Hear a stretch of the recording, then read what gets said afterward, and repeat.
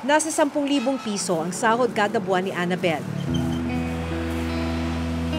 Kabilang si Annabel sa mahigit 7 milyong tinatawag na low-income earners o class sa bansa.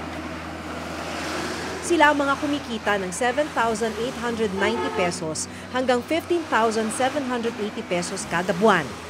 Sila rin ang pinakamalaking porsyento ng workforce ng ating bansa. Ang take-home pay ni Annabel aabot na lang sa 8,800 pesos kada buwan o 4,400 pesos kada kinsenas. Yung 1,000 po kasi, yon sa beneficiaries, meron po kasing SS. Ang SS po namin 330, ang PhilHealth po namin 300. Ang Pag-ibig po namin 250. Ang 8,800 pesos kada buwan, kulang na kulang para pambayad ng renta sa bahay na 2,500 pesos. Kuryente na aabot daw sa 1,200 pesos. Tubig na abot sa 500 pesos. Budget sa pagkain na 4,000 pesos sa isang buwan. Baon sa eskwela ng 2 anak na aabot sa 300 piso kada buwan. Pamasahe niya sa pagpasok sa trabaho na 800 piso kada buwan. Tapos ngayon magbabayad pa ako ng bahay, ilaw, tubig. Makikiusap na naman ako ngayon dun sa may-ari ng bahay namin. Pero okay naman kasi naiintindihan naman nila. Ang kabuang gastos niya sa isang buwan aabot sa 9,300 pesos. Kulang na kulang sa kinikita niya.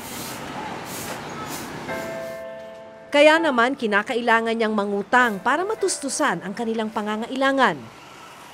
Ang hindi ko ma-imagine kung paano niyo to pinagkakasya. Eh di lagi niyo na lang iniisip. Opo, ma'am. Pinipray ko na lang talaga kay God na sana sa loob ng maraming panahon na pagsisikap ko sa MMDA, kumbaga, matulungan naman kami na sana guminhawa kahit paano. Kasi nangungupahan lang po kami. Pinagkakasya lang po talaga namin yung maliit na sweldo ko. Kagaya po niyan, may utang akong 40,000, yung 40,000 na yun, minsan nababawasan, minsan hindi. Kaya minsan lumalabas na mas mataas na yung kapital dun sa interes. Sa laki ng utang, nakasanla ngayon ang ATM ni Annabel.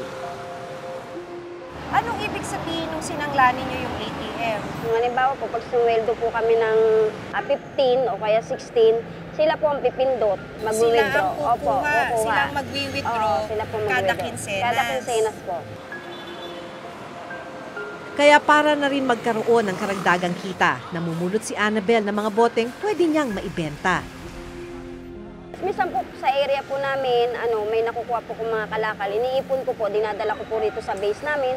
Tapos pagdating po ng day off ko po, binibenta ko. Siguro mga halagang 150. Sali ka. Matapos ang 8 oras na paglilinis, didiretso naman sa palengke si Annabel. Pero dahil walang hawak na pera ng araw na yon, kinailangan muna niyang manghiram ng 100 piso. Saan nga ba aabot ang 100 piso niya?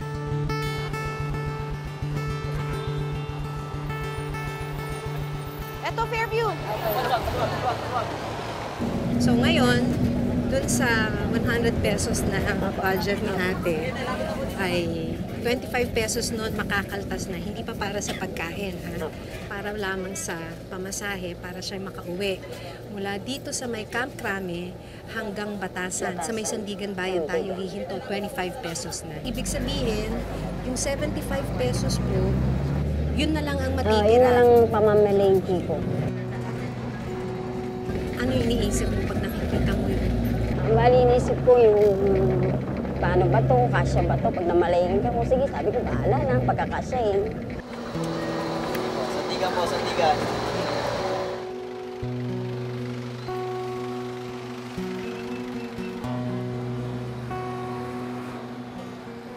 So, araw-araw na routine ni ate, pagkababa ng bus, maglalakad ng konti. Maglalakad ng konti. Papunta na kasi tayo dyan, sa may palengke. Opo. Bibili na si ate ng pagkain nila mula dun sa natitirang budget niya ngayong araw.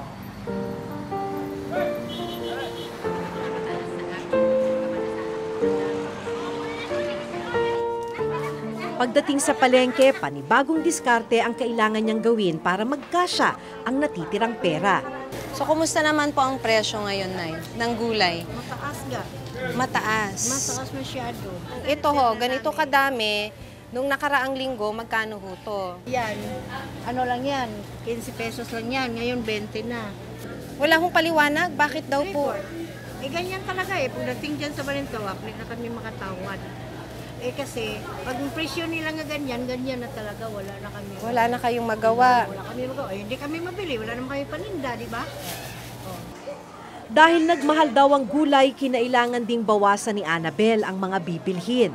Naka 18 pesos ka na. Anong balak mo dyan? Yung tag 5 naman po na ano. Tag Halo. 5 pesos na. Nay, pabili po ng chicharon. Ang kanyang budget hindi naabot para makabili ng karne.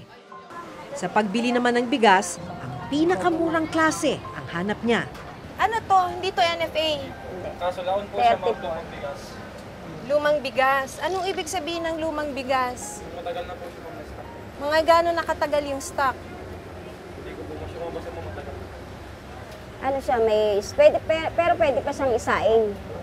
Hugasan lang siya ng maayos ng hugas.